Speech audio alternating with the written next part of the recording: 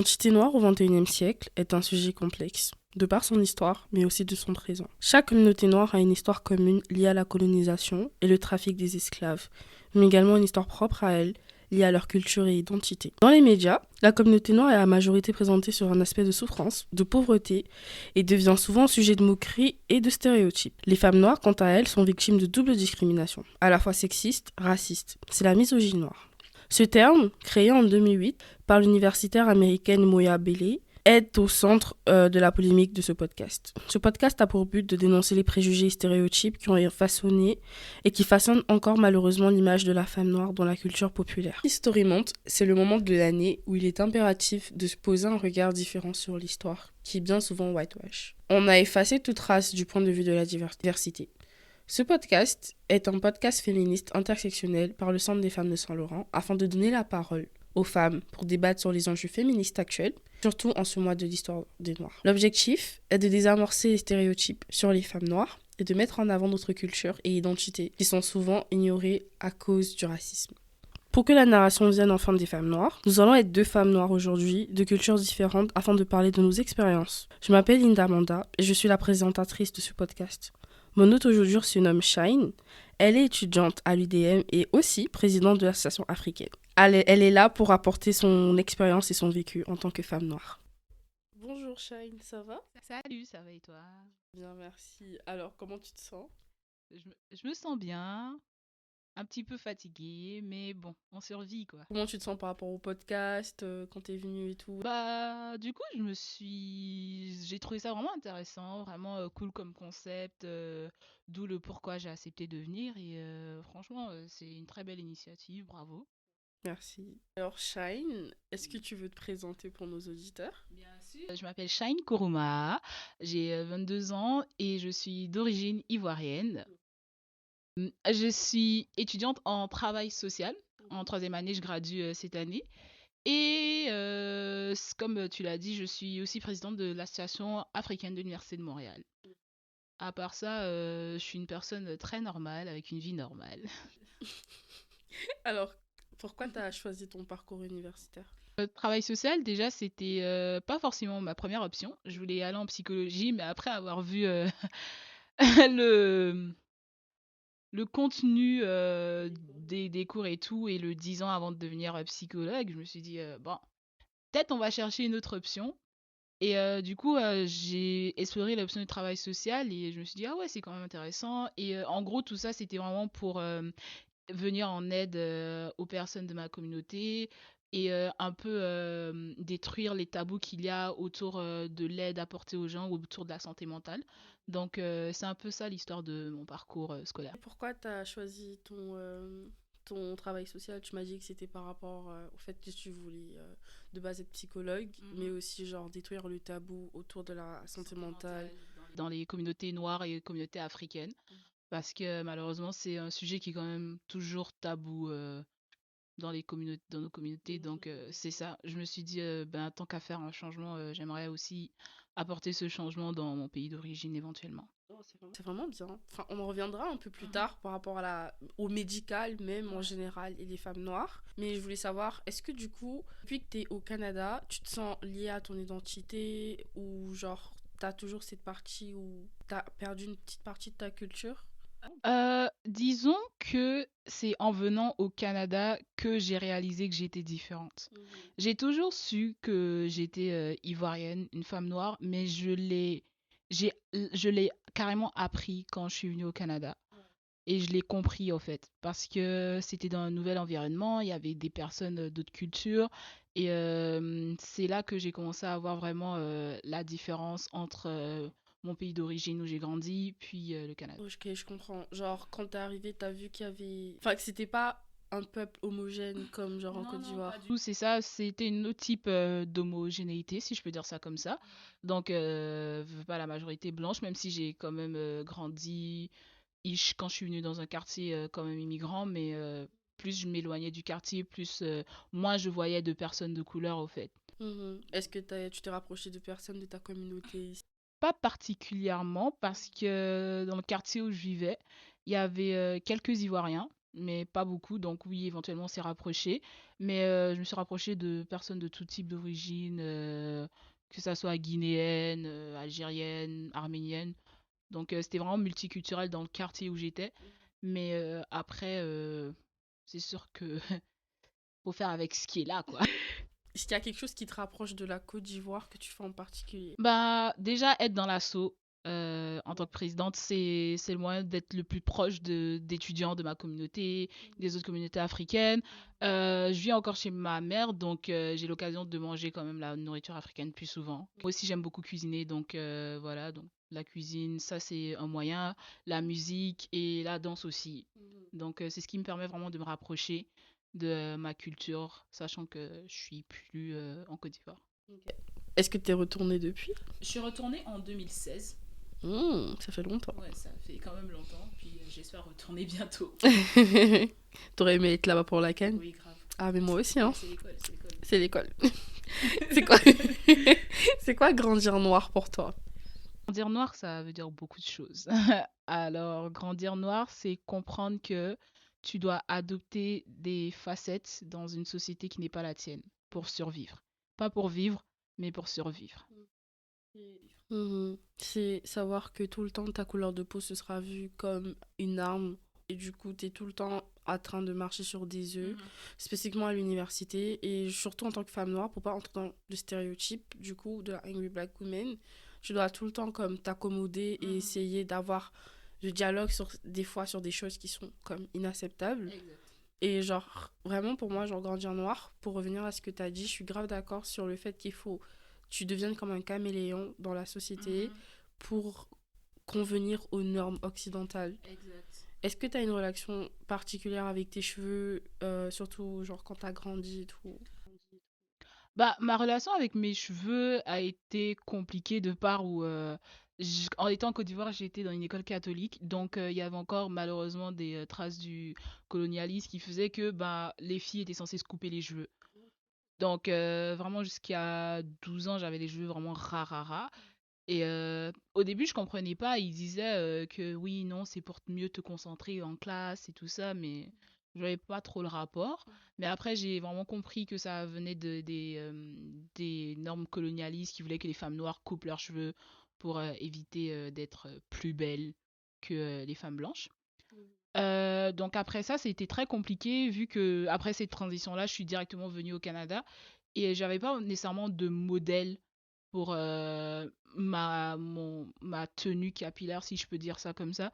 Donc, j'y suis allée avec le défrisage pour avoir les cheveux lisses et tout ça. Bon, on connaît les effets du défrisage. J'ai perdu beaucoup de cheveux. Et après, du coup, ben, je me suis dit, bon, ça va être vraiment plus simple si je garde des tresses. Donc, je vais souvent avoir des tresses et tout ça.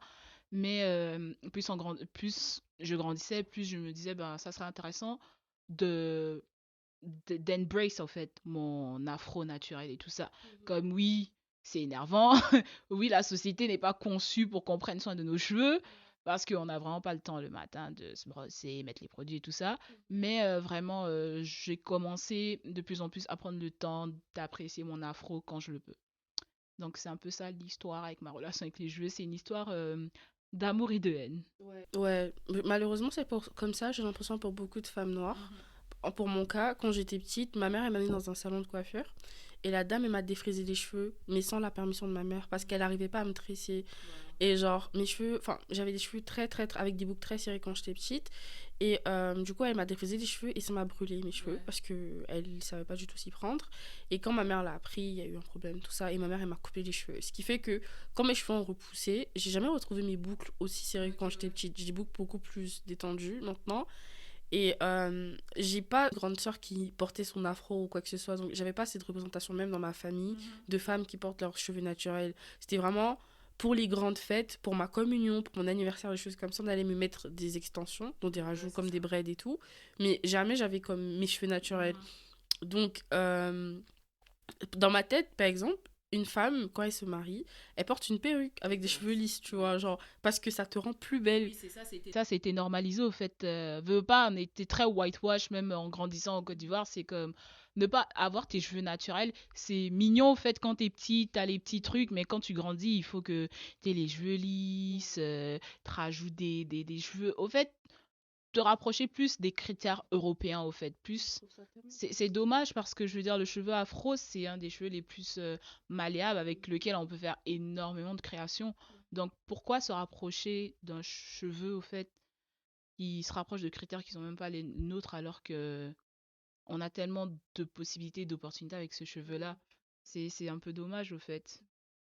Moi, je viens du Cameroun, du coup, pour les auditeurs. Et dans l'école camerounaise, dans le système camerounais j'étais de base, on n'avait pas le droit d'avoir nos cheveux naturels. Comme au vent, on devait avoir des nattes collées. On devait avoir 6 nattes collées et rien d'autre. Et genre, les blanches, parce que mon école, en gros, une école qui faisait des échanges au milieu de l'année avec des étudiants allemands. Elles pouvaient avoir leurs cheveux comme elles voulaient. Genre, littéralement, elles faisaient des coiffures de dingue avec des cheveux roses et tout. C'était normal. Mais quand c'était nous, on se faisait punir par les surveillants qui nous disaient que non, en fait, vos cheveux doivent rester ordonnés. Pourquoi nos cheveux doivent rester ordonnés? Enfin, déjà, c'est quoi cette mentalité-là dans la tête des gens? Et moi, ma relation, elle s'est améliorée quand je suis arrivée au Canada et que avant de partir, ma mère m'a fait suivre un stage de coiffure dans un salon de coiffure pour que j'apprenne à me coiffer toute seule. Et j'avais pas le choix. Ça coûte cher ici, hein. 250 $. Les gens, ils sont à l'aise, hein. Donc, quand je suis arrivée, en fait, j'ai pas commencé tout de suite. Je savais tresser, mais j'avais encore peur et j'avais cette appréhension. Et j'ai payé 150 $ parce que je me disais que c'était une bonne affaire pour aller me tresser chez une fille. Elle regardait un tuto quand je suis arrivée, genre, de comment me tresser. Et pendant qu'elle me coiffait, elle regardait un tuto sur YouTube. Bref, c'était grave moche. Oui, j'étais assise, elle me coiffait. Il y avait un tuto de la coiffure sur YouTube. Et ah oui, c'est une dinguerie. Je suis sortie, c'était trop moche et je me sentais vraiment comme, je sais pas, j'étais pas à l'aise avec moi-même et j'ai dû refaire ma tête. Ah ouais, et à partir de ce moment-là, enfin, j'avais trop la flemme et je suis grave heureuse qu'il y ait eu la flemme pendant le Covid parce que c'est là que j'ai appris à prendre soin de mes cheveux et bah, à les laisser au vent. Genre, vraiment, j'ai aucun problème à les laisser au vent ou à, tu vois, genre, les laisser enfin, mes cheveux, ils peuvent être n'importe comment. Enfin, tant que moi, je trouve que c'est présentable, j'ai pas de problème par rapport à ça. Mon problème, c'est la société qui trouve que les cheveux crépus de base ne sont pas présentables et du coup qui te mettent comme un standard à avoir alors que les femmes blanches elles n'ont pas ce standard là. Quand tu vas travailler, si tu fais imaginons tu prends des cheveux crépus et tu fais pas le puff, tu vois, genre tu prends juste tes cheveux et que tu essaies de faire un petit chignon avec. Tu vas travailler, une blanche qui a fait un messy bun, genre personne va rien lui dire. C'est cute, c'est trendy maintenant sur TikTok, mais quand c'est toi, t'as les gens, ils te regardent, ils se disent. J'ai déjà vu des collègues qui se prennent des commentaires vraiment racistes de la part de managers qui leur disent, ici au Québec d'ailleurs, ici à Montréal, parce qu'il y a beaucoup de gens qui font comme si ça n'existe pas, mais malheureusement ça existe. Le racisme systémique existe. Ah oui, ça existe à Montréal, au Québec et au Canada. Du coup, ouais, non, malheureusement, je le vois beaucoup. Est-ce que tu as eu des personnes qui ont eu des commentaires vraiment déplacés sur tes cheveux et qui se sont permis des choses que tu trouvais vraiment pas normales? Euh, Parce que comme je t'ai dit, j'ai quand même grandi ici dans un environnement plus multi-ethnique. Donc j'ai eu la chance de ne pas avoir de commentaires. Mais en même temps, c'était aussi quand je grandis, parce que là j'habite à Laval, mais quand j'ai grandi à Montréal, j'avais souvent plus des traits. C'est en allant à Laval que j'ai commencé à, disons, laisser mes cheveux afro. C'était plus des micro-agressions. Ouais. Dans le sens de ah ben, on dirait un mouton. Et genre vraiment, tu devenais l'animal de zoo, en fait. J'ai l'impression que quand t'es pas critiqué, t'es apprécié, mais t'es objectifié aussi. C'est ça le problème. Je me rappelle la première fois que j'ai vraiment embrace mon afro, le nombre de mains que j'ai dû Les taper. gens, ils sont à l'aise. Arrêtez de toucher nos cheveux. J'ai lavé mes cheveux, ne touche pas mes cheveux. Ça m'énerve. Je suis désolée de t'avoir coupé. Non, mais je comprends. Et du coup, ben, genre, c'est ça un peu le danger des micro-agressions, en fait. C'est que tu te sens mal parce que les gens ne respectent pas tes boundaries. Mais c'est pas à toi de te sentir mal.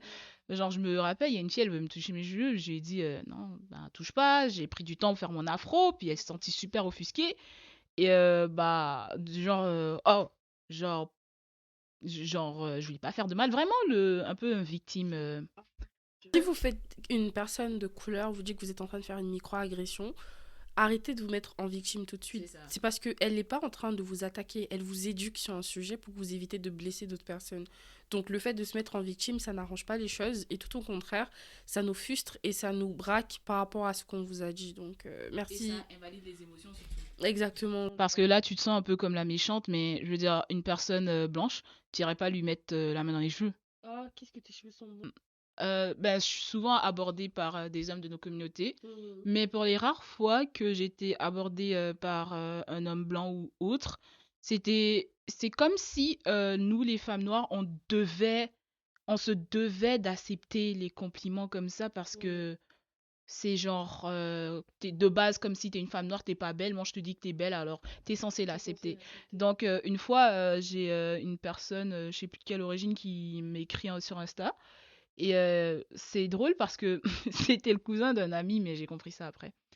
Et du coup, il me dit, on commence à parler et tout, il me dit, oh, beautiful chocolate queen. Et là, et là, ben, tu vois, j'étais un peu dans la phase, bon, ok, c'était tellement normalisé que, bon, peut-être il sait pas et tout. Et je lui dis, bah, regarde, moi, je n'aime pas ça, au fait. J'aime pas me faire comparer à de la nourriture ou quoi que ce soit. Et, et là, il me dit, bah, c'est un compliment. Et je lui dis, bah, j'essaie de lui expliquer pour lui dire, bah, non, c'est pas un compliment. Et comme, oh, ben, comment ça, c'est pas un compliment? Je lui ai dit, bah, parce qu'il était marocain, du coup. J'ai dit, mais quand t'abordes une marocaine, tu dis pas beautiful couscous queen, que je sache. Donc, bah, du coup, il a mal pris, puis il m'a bloqué, mais bon. Tu vois un peu, genre, c'est comme si on se devait d'accepter ça. Genre, pourquoi tu peux pas juste me dire ah ouais, je te trouve belle, vas-y, on apprend à faire connaissance. Et pourquoi En fait, quand il te fait un compliment, ça a tout de suite lien à À la ta couleur couleur de de peau. peau. T'es belle pour une femme noire. C'est pas un Exact, c'est compliment, pas un ça, hein. compliment, c'est vraiment très C'est rabaissant. rabaissant. Ça veut dire que ma mère, ma grand-mère, mes sœurs, mes cousines, enfin, Ou toute autre femme ou noire. toute autre femme noire, c'est personne et que moi, je suis l'exception à la règle. Enfin, c'est n'importe quoi. Du coup, ce que je voulais conclure sur ce sujet Mhm. par rapport aux cheveux, apprenez à respecter les limites, surtout celles des femmes noires par rapport aux cheveux, parce que par rapport à l'histoire où il y a eu des lois qui nous ont interdit d'avoir nos cheveux afro, où il y a eu des oppressions systémiques contre nos cheveux et qui existent malheureusement encore dans le domaine du travail, se permettre d'avoir certaines remarques déplacées ou dire ce que vous pensez à voix haute et vous vous dites ah qu'est-ce que tes cheveux sont doux, on dirait du coton, enfin c'est un peu limite sur certaines comparaisons. Enfin, faites attention en fait, les gens ils sont sensibles, vous savez pas sur quelle personne, vous savez pas elle a quelle relation avec ses cheveux. Bah, c'est surtout de s'éduquer soi-même parce que un peu c'est pas non plus le travail des personnes noires de tout le temps éduquer parce que la personne n'est pas ton éducateur de one black person 101. Chaque personne est différente et à part entière. Donc vraiment, si vous n'êtes pas sûr, vraiment demandez à la personne. Si elle vous dit qu'elle n'est pas à l'aise de vous parler, de vous en parler, parfait. Il y a Google qui existe, vous pouvez aller faire des recherches. Donc vraiment prendre conscience et se mettre à la place des autres. Quoi le rapport que tu as eu par rapport à ta couleur de peau quand tu étais plus jeune, surtout en Côte d'Ivoire, et la tendance en ce moment de l'éclaircissement de la peau en Afrique? En Côte d'Ivoire, je dirais que c'est quand même un sujet mitigé parce que oui, il y a des panneaux publicitaires, même à la télé et tout, de crèmes éclaircissantes qui sont passées pour des crèmes hydratantes, entre guillemets. Mais ouais, c'est dangereux quand même de faire passer ça juste pour des crèmes hydratantes, sachant que ça brûle les gens. Mais disons, dans ma famille, j'ai pas eu cette polémique-là, j'ai pas eu de tante nécessairement qui utilisait. Mais on va dire que le fait d'être clair de peau, disons naturellement, ça t'épargnait de certains commentaires. Donc, par exemple, j'avais une cousine qui était un peu plus claire. Elle, c'était la cousine belle et tout ça, nanana, physiquement.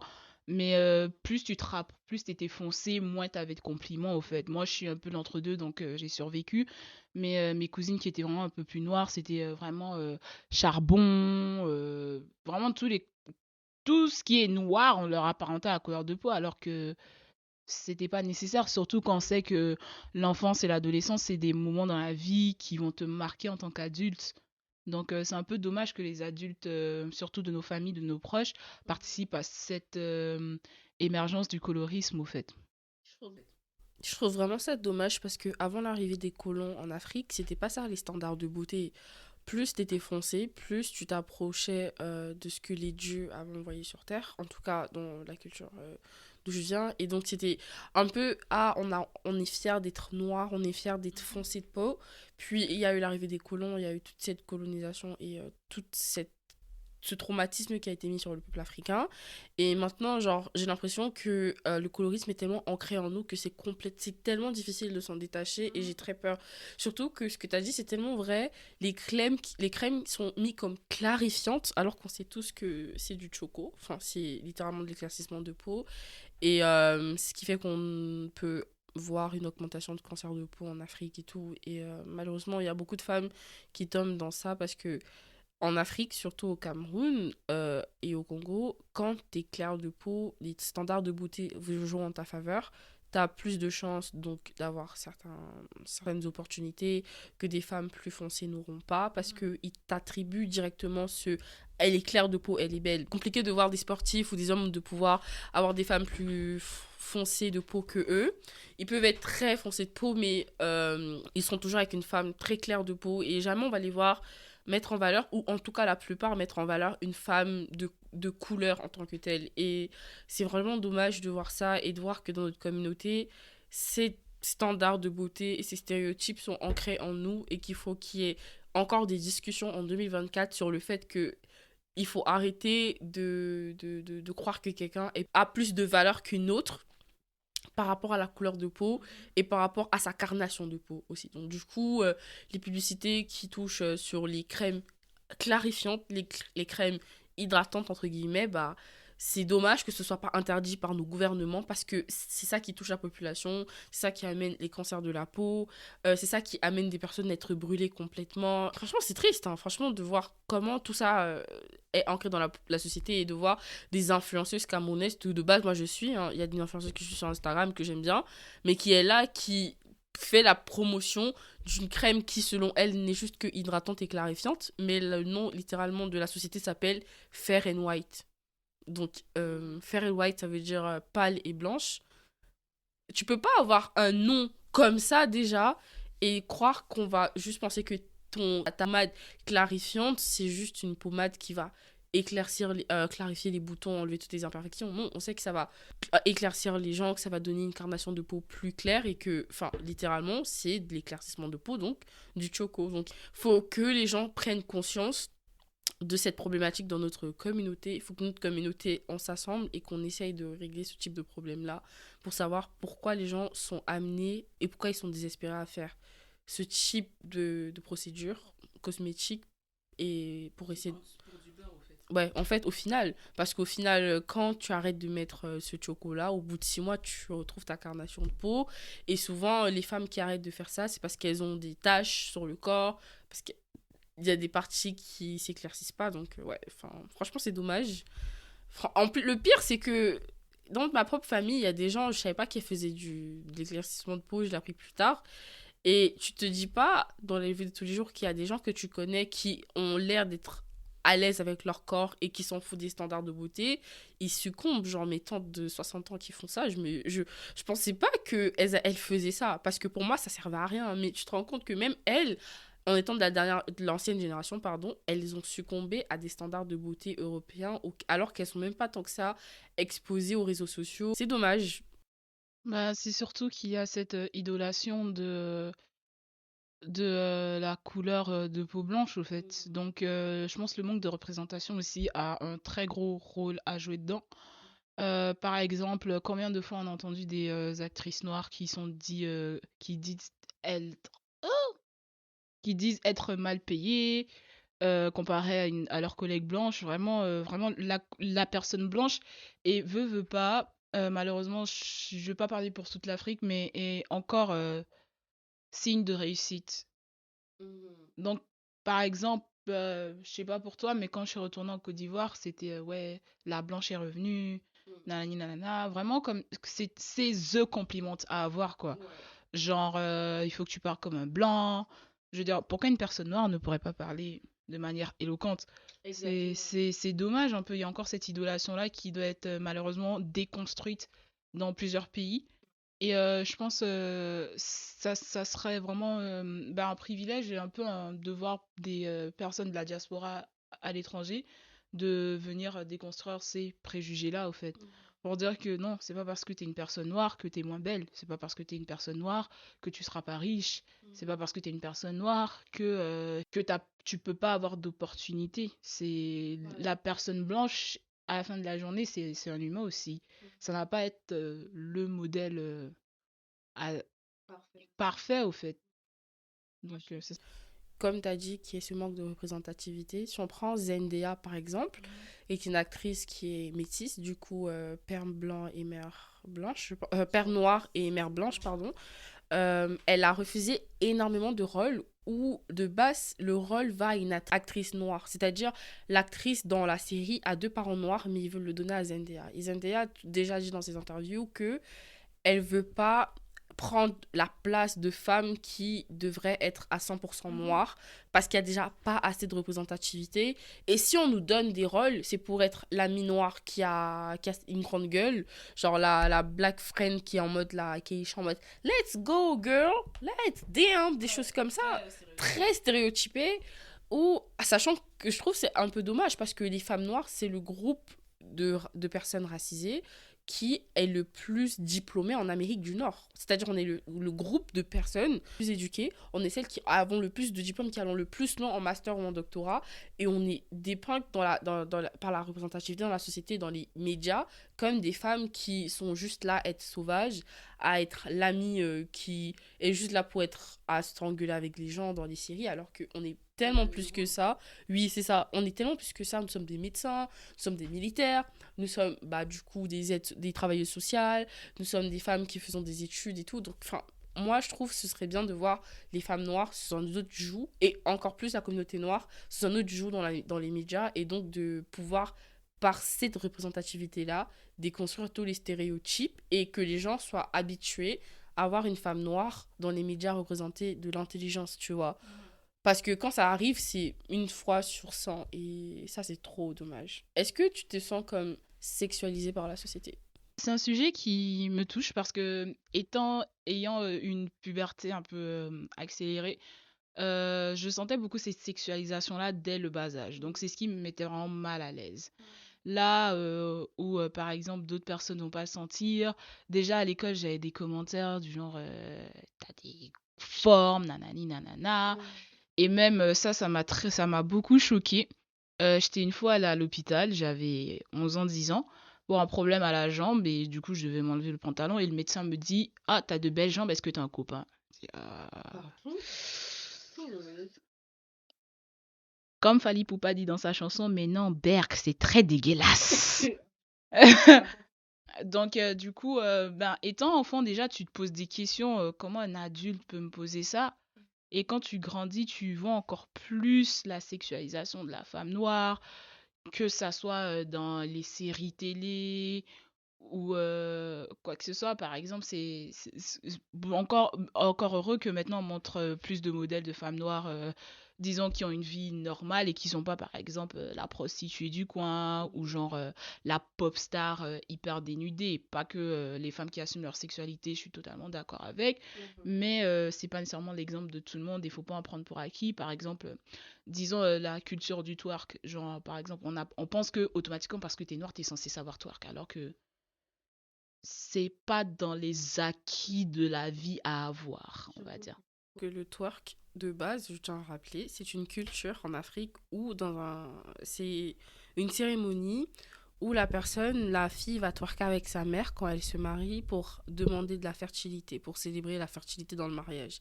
Mais la société a réussi à sexualiser le twerk. Donc déjà, le twerk de base, c'est une cérémonie que de femmes, où les femmes dansent, où elles twerk, où elles de la femme pour qu'elle soit fertile. Et voir comment c'est devenu aujourd'hui, j'ai vraiment comme de la peine pour les gens.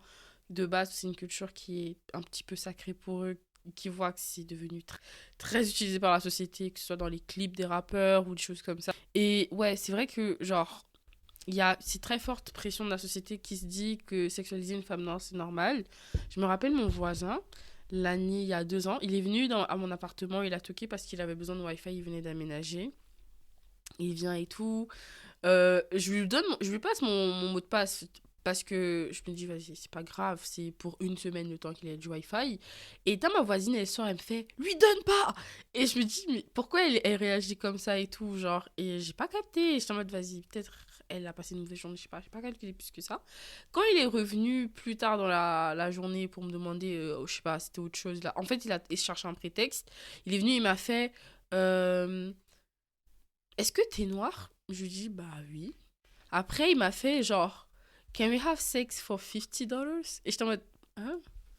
Non, en fait, il m'a d'abord dit, Can we have sex for $20? Et je lui ai dit, non. Et après, il m'a dit, ok, donc est-ce qu'on peut avoir enfin, des relations et tout pour $50? Donc il a surenchéri et je lui ai regardé, je me suis dit, ça va dans ta tête ou c'est comment? Et le pire, c'est que à ce niveau-là, je sais tellement pas comment réagir que je lui ai dit, non, désolé, j'ai fermé la porte parce que j'étais au téléphone avec moi, il est arrivé et j'étais pas complètement comme concentrée dans la conversation et tout. Donc là maintenant, il a parlé et tout. C'est après 10 minutes, je me suis dit, attends, est-ce qu'il vient vraiment de me demander si je me prostituais ou quelque chose comme ça? Et je me suis dit, mais ça va pas dans sa tête. Et il est vraiment comme. Il a fait plein d'actions d'autres bizarres envers moi. Je me suis dit, ok, d'accord, c'est en fait ma vie où je vois vraiment une personne me sexualiser et avoir des fantasmes parce que je suis noire. Et ça m'est arrivé une autre histoire où à l'UDM, j'étais dans la bibliothèque et tout, et qu'il y a une personne qui s'est approchée de moi, qui a commencé à parler et tout. Et il m'avait dit, ouais, enfin, il m'a dit, est-ce que tu vas aller boire un café? Et moi, je venais de commencer mon bac et j'avais pas d'amis. Donc je me suis dit, pourquoi pas, on va essayer et tout, tu vois. Et lui, il a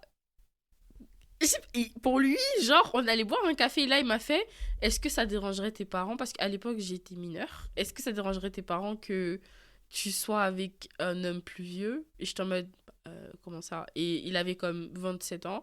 Et déjà, je savais pas parce qu'il m'avait menti de base. Il m'avait dit qu'il avait 23 ans. Et arrivé là-bas, il me fait, ah non, en fait, j'ai 27 ans. Et genre, il me fait, est-ce que ça te dérangerait tes parents que tu sois avec un homme plus vieux? Et je lui dis, bah, pourquoi tu me poses la question? Et là, il a commencé à me dire, tu sais, moi, les femmes africaines, je trouve que vous êtes très loyales à vos hommes. Ça se voit, vous êtes des femmes, vous cuisinez, vous attendez. Et je t'en mode, oh mon Dieu, arrête de parler. Et il faisait que... Il me fait, tu sais, j'ai été 5 mois en Côte d'Ivoire et tout. Et et genre, j'ai vu la culture et je, mais je viens même pas de la Côte d'Ivoire. À la limite, t'as aimé la culture de la Côte d'Ivoire. Pourquoi pas? Mais me dire, ouais, j'aime la culture africaine. Enfin, je sais pas, si généraliser déjà des cultures souvent qui ne se ressemblent absolument pas.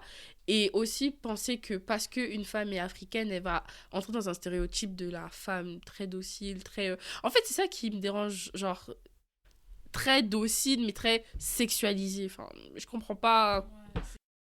Très docile, mais très sexualisé. Enfin, je comprends pas. Ouais, c'est un peu dommage aussi que ça soit fait, ben, même que ça soit dans nos pays ou ailleurs. Ouais. Et parfois, ça, encore dans les micro-agressions, quand t'es une femme, on va dire, plus forte, entre guillemets, corpulente. Je me rappelle dans un de mes emplois, on était en été, c'est vraiment la canicule et tout. Et le nombre de fois où je me suis fait dire que mes shorts étaient trop courts, Mhm. mais juste parce que j'avais des formes comparées à mes collègues qui étaient blanches, qui étaient vraiment plus skinny, qui avaient des shorts encore plus courts, je me disais, mais c'est quoi le problème au fait? Pourquoi moi je dois changer, je dois mettre un pantalon long couvert en été et tout Mhm. ça? Puis à un moment donné, j'ai posé la question, je me dis, mais regarde, moi j'ai les shorts qui arrivent aux genoux, ce qui va dans le dress code et tout, et c'est la canicule dehors, je vais pas mettre un pantalon juste pour mettre un pantalon parce que ça te plaît pas. Et là, je me suis fait dire de, oh non, mais c'est parce que ça respecte pas le dress code, nan, nan, nan. Je dis, mais elle, sa robe, tout ça c'est court, oui, mais c'est ça, ils arrivaient jamais à dire pourquoi. Fait que c'était genre oui, mais ouais, elle ses limites et tout ça. Mais après, j'ai compris que c'est parce que ben, j'étais une personne plus corpulente. Mhm. Peut-être pas nécessairement noire, mais déjà là, c'était un problème. Mhm. Donc déjà, tu dois avoir un code pour ton langage, tu dois avoir un code pour ta manière de te vêtir. À un moment donné, c'est épuisant, quoi. Savoir Tu dis, comment se oh, coiffer pour le savoir mariage. comment se coiffer. Ou par exemple, tu parles de fétichisme. J'avais une collègue qui avait un énorme fétiche sur les personnes noires tout Les court. hommes. Elle vient, elle me voit, elle me dit ouais, j'ai un copain noir comme toi. Puis on va avoir peut-être des bébés, donc j'aimerais avoir des prénoms vraiment black. Donc, donc je la regarde et vraiment, je suis malaisée ma max et je me dis, mais il y a des noirs qui s'appellent Sarah, je sais pas, tu veux dire quoi par prénom black? Elle me dit, oh ben, tu sais, là, non, je ne sais pas. Genre vraiment, essayer d'être un peu la nouille sympathique pour que tu m'expliques c'est quoi pour toi être prénom black. Genre là, après, elle me dit, oh, laisse faire. Un autre jour, elle revient. Elle était allée à la plage. Elle avait les cheveux vraiment sales et emmêlés. Et puis elle me dit, oh, regarde, j'ai un dread. J'ai un dread comme toi. Je veux vraiment me faire des tresses comme toi. Et là, genre, à un moment donné, j'étais vraiment tannée. Je lui dis, ben, regarde, euh, j'aime pas ta manière d'interagir avec moi. C'est vraiment du fétichisme, mais il faudrait que t'arrêtes. Bon, là, du coup, c'est monté à la direction, que je parle mal à mes collègues, mais bon, encore une fois, c'était moi, l'agresseur, angry black woman, juste parce que j'ai dit ben, que j'aimais pas le fait de me faire fétichiser. Franchement, en fait, c'est ça dans la société où tu vois les femmes noires qui sont masculinisées dans la manière dont on est projeté, dans les standards de beauté. Mais après, on est aussi hyper sexualisé, pardon, en même temps, où il y a cette fétichisation des femmes noires et aussi en général de la communauté. Parce que je parle beaucoup des femmes noires aujourd'hui, mais c'est vrai que les hommes noirs, ils subissent aussi cette sexualisation énorme sur leur corps. Et malheureusement, on trouve, c'est de voir les gens trouver ça normal de parler de d'eux comme si c'était des bouts de viande alors que c'est des personnes. C'est ça, en mode, si t'as pas une large poitrine, t'es pas vraiment une personne noire. C'est ça, genre, j'ai une cousine qui se faisait vraiment ramasser par rapport à ça parce qu'elle était plus mince. Genre, oh, t'as pas de sein, genre, est-ce que t'es vraiment africaine? Nanana, à un moment donné, faut arrêter le body shaming, au fait. C'est une personne, puis elle avance, hein, elle fait sa vie. Tant mieux si ça te plaît, tant pis si ça te plaît pas. Genre. Du coup, est-ce que tu trouves que tous ces stéréotypes-là de quand tu grandis noir, ça affecte notre santé mentale et comment tu relis ce tabou de la santé mentale dans la communauté noire à tes expériences passées? Alors, oui. Oui, tous ces stéréotypes-là affectent énormément la santé mentale des personnes noires, ce qui fait que ben, plein d'études ont même prouvé que les femmes noires auront des syndromes de dépression différents de d'autres femmes, par exemple, parce qu'on a des mécanismes, coping mechanisms, j'ai oublié le français, qui vont être différents. Par exemple, on va pas nécessairement se poser les questions parce qu'on a tellement internalisé le fait que c'était normal, tout ça, que quand on commence à entrer dans une certaine introspection avec nous-mêmes, ça nous mélange parce qu'on est comme, ah ben non, je dois accepter ça normalement, mais pourquoi j'accepte pas? Est-ce que je suis le problème et tout ça? Et ça peut pas ne pas affecter ta santé mentale, tu as une charge mentale, tu as la charge mentale de respecter les codes, le code qui est te comporter différemment, t'habiller différemment. À un moment donné, t'en as ras-le-bol parce que comment tu dis que, ah ben, ma collègue blanche, elle peut se relever, elle va attacher ses cheveux, mais si bonne, elle va aller au travail. Puis moi, je dois peut-être me soigner les cheveux, je dois peigner mon afro, je dois faire ça, parce que si je vais au travail, on va me traiter de tatati tatata. Tout ça, ça affecte la santé mentale. Puis, c'est vraiment dommage. Donc, on a les microagressions et les agressions tout court qui vont affecter la santé mentale plus qu'elle ne doit être, au fait.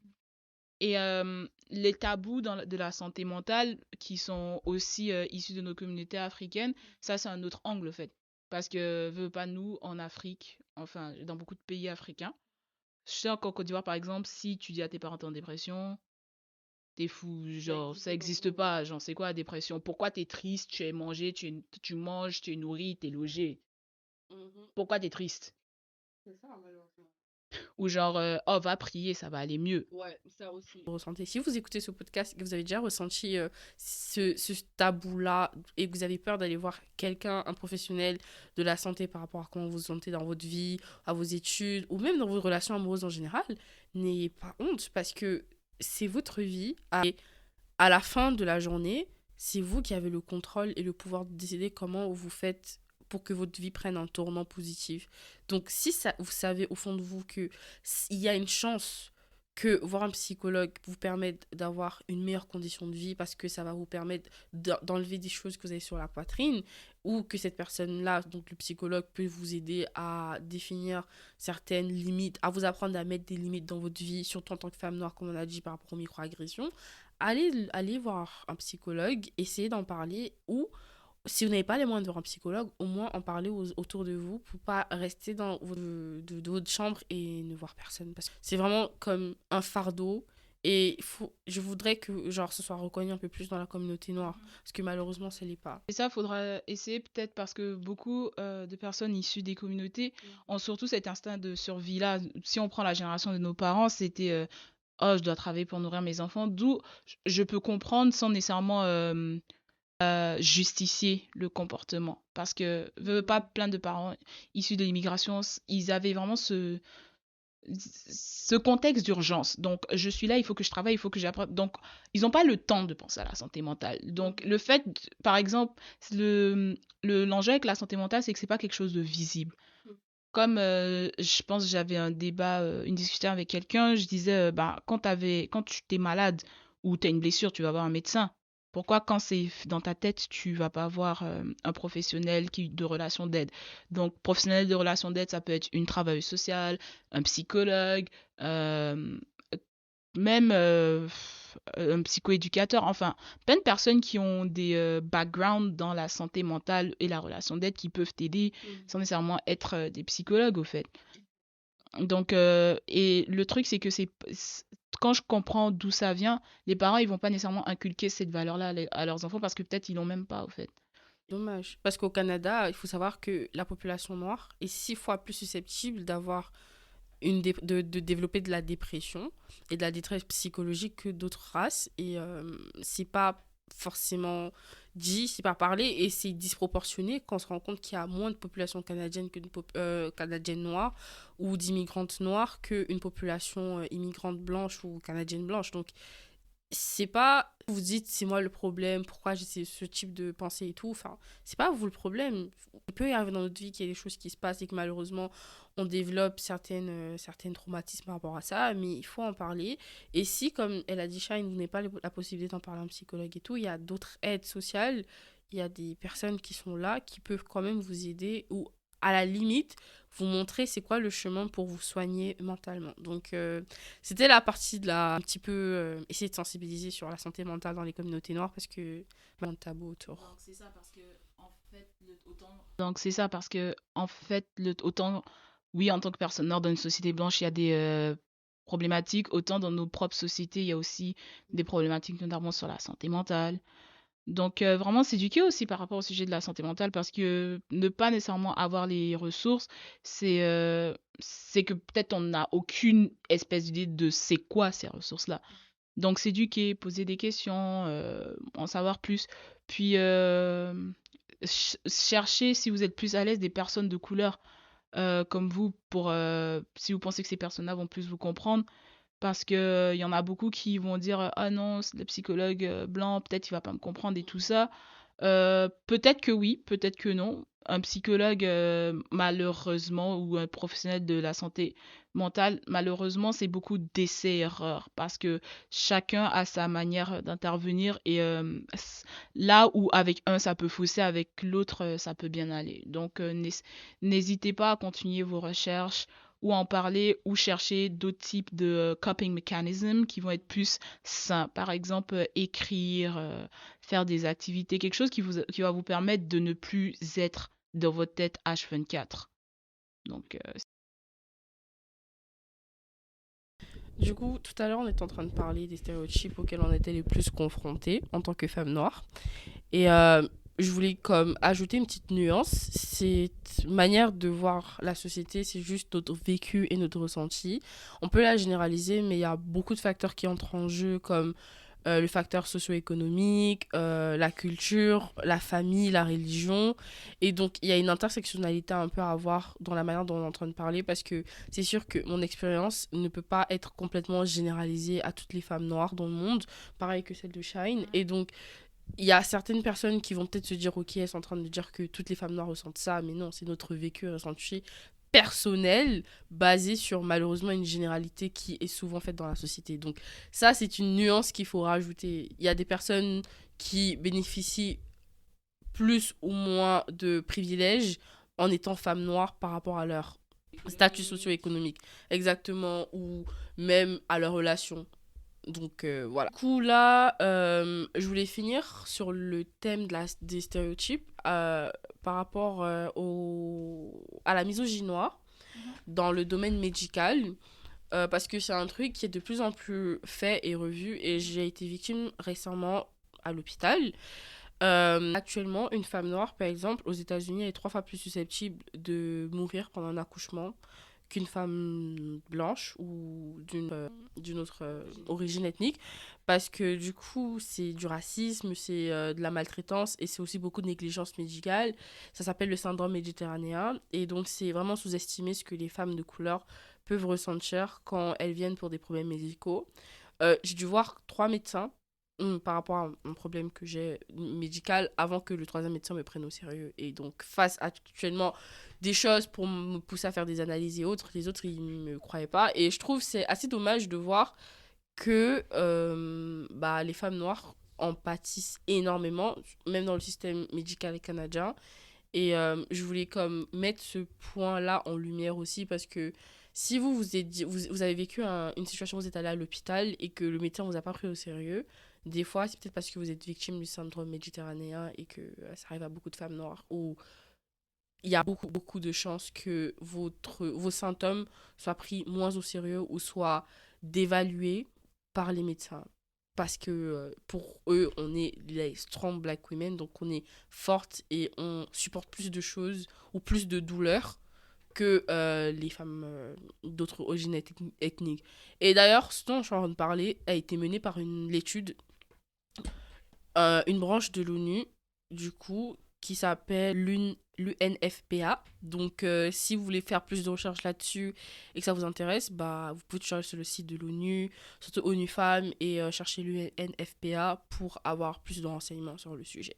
Du coup, on peut être à la conclusion de ce podcast et ça va aller sur un peu un résumé de ce qu'on a dit, des conseils pour désamorcer les stéréotypes et du coup voir qu'est-ce qu'on a essayé de dire par ce podcast. Selon toi, quand on a fait ce podcast Grandir Noir, culture, identité, stéréotypes, c'est quoi que tu retiens du podcast, toi? Je retiens que même si on a plein de différences dans ce qu'on a pu vivre, on a comme preuve, comme tu dis, que le racisme, justement, c'est systémique au fait. C'est partout. C'est pas que dire à quelqu'un retourne dans ton pays ou quoi que ce soit. C'est vraiment dans les institutions qui vont traiter les personnes. Et tant que ce racisme systémique-là ne sera pas déconstruit, plein de personnes souffriront de cet élément-là. Donc voilà, vraiment apprendre à déconstruire le racisme systémique, s'éduquer sur les sujets, ne pas penser que les personnes noires ressentent moins de douleur que d'autres personnes, parce que la mélanine n'a aucun impact sur la douleur d'une personne ou d'une autre. Exactement. Et je voudrais terminer sur le fait que l'identité noire est diverse. C'est une culture unie, bien évidemment, parce qu'on a une histoire commune, mais aussi très différente de par les pays et autres. Il y a juste à aller au Cameroun et après aller en Côte d'Ivoire, qui sont des pays qui sont pas si éloignés géographiquement, mais qui ont des cultures très propres à eux-mêmes.